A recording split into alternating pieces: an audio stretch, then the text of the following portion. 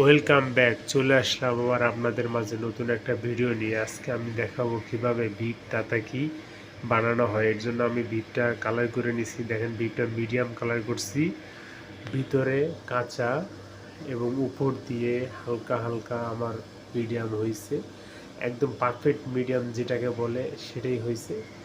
তো আমি গার্নিশের জন্য এখানে নিয়ে নিচ্ছি cabbage, boiled cabbage, mushroom slice.